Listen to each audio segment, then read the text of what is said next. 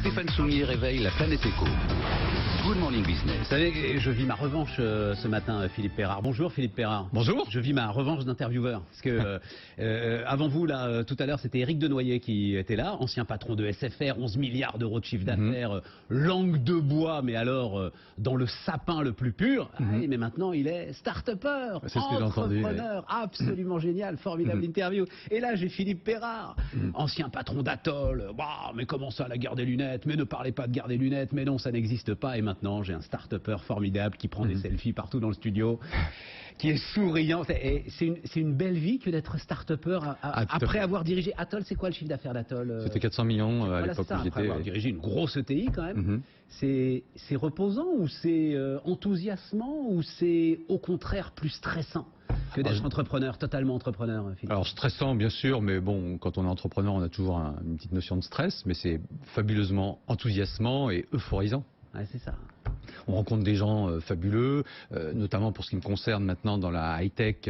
On est en liaison avec au moins une dizaine de laboratoires de recherche. Donc on a des chercheurs parfois un petit peu perchés, mais c'est fabuleux, qui nous apportent de l'innovation. Et on parle, je dirais, avec des start-up israéliennes, des labos américains, alors, etc. D'ailleurs, vous faire un truc. Alors on va parler, mais de quoi est-ce qu'ils sont en train de nous parler, se disent les auditeurs téléspectateurs?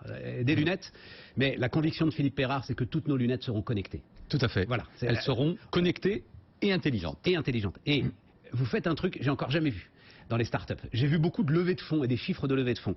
J'ai jamais vu bac plus 100. Vous avez agrégé donc 15 collaborateurs dans LCLC aujourd'hui, votre. Alors on est à 17, depuis que vous m'avez convoqué. Et vous avez agrégé donc les diplômes et vous arrivez à bac plus 100. J'adore ça. C'est formidable. C'est pour montrer que, notamment grâce au cursus universitaire réalisé en France par un certain nombre de nos chercheurs et de nos ingénieurs, on a effectivement une matière grise qui est assez sidérante. Bon, alors, LCLC, donc LC, E2L, CIE, et puis Healthy pour la santé. Votre conviction, donc, c'est ces lunettes, enfin, les montures seront toutes connectées. Qu'est-ce qui vous permet d'avoir cette conviction absolue? Alors, attention, connectées, mais des montures. Alors, j'imagine que ce sont vos lunettes que vous avez là sur le nez en ce moment, Philippe. Donc, je l'ai décrit. Rien ne peut me laisser penser qu'il y a de la technologie, du digital, du numérique à l'intérieur de ces montures. Hein. Elles sont fines, elles sont absolument parfaites. Merci pour le compliment, c'était un des challenges que l'on avait, mais l'idée pour nous c'est de se dire la monture de lunettes est un des objets du quotidien que tout le monde a apprivoisé, que ce soit les enfants jusqu'aux seniors, et ça vous laisse envisager le spectre des clients qu'on peut viser, et de ce fait, dans la mesure où cet outil est complètement apprivoisé, on peut venir loger dedans un certain nombre de capteurs. Aujourd'hui, il y a 125 composants et une quinzaine de capteurs dans les lunettes LCLC qui vont permettre de récupérer des données physiques, physiologiques et environnementales. Mais à partir du moment où on ne touche pas à l'esthétique. Bien sûr, l'idée c'est d'avoir une lunette qui soit, comme on dit, puisqu'on prépare le CES aux États-Unis, ni ugly, c'est-à-dire ni moche, ni heavy, c'est-à-dire ni lourde. Et donc effectivement, aujourd'hui, moi j'ai 18 grammes à peine sur le nez, avec l'électronique incluse. Qu'est-ce qu'il y a alors dans vos 18 grammes là, justement, le modèle que vous avez là, qu'est-ce qu'il m'apporte par rapport à une monture classique? Qu'est-ce que j'ai de plus? Alors vous allez avoir, je dirais, des cas d'usage, par exemple, qui vont vous permettre de détecter lorsque vous êtes en train de piquer du nez au volant, donc vous endormir.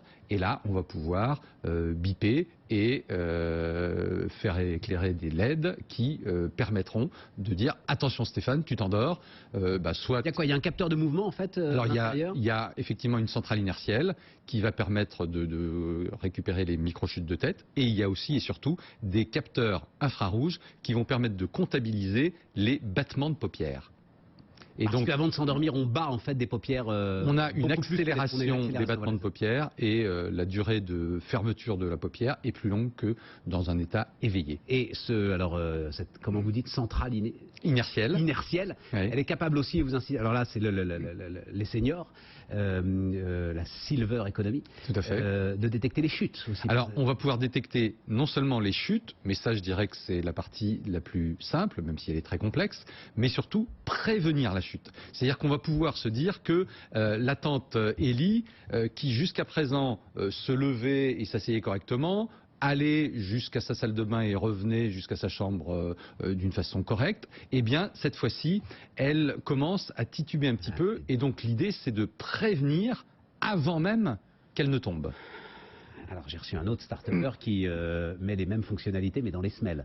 Oui. Il va y avoir une bataille là, du wearable, parce que c'est comme ça que ça s'appelle sur... Non, mais ça, tout ça c'est passionnant. Ou simplement, Stéphane, une complémentarité. J'ai le coq de la French Fab entre les mains. C'est pas très bien, on est vendredi d'ailleurs. Vendredi c'est le jour de la French Fab et on retrouvera la French Fab évidemment la semaine prochaine.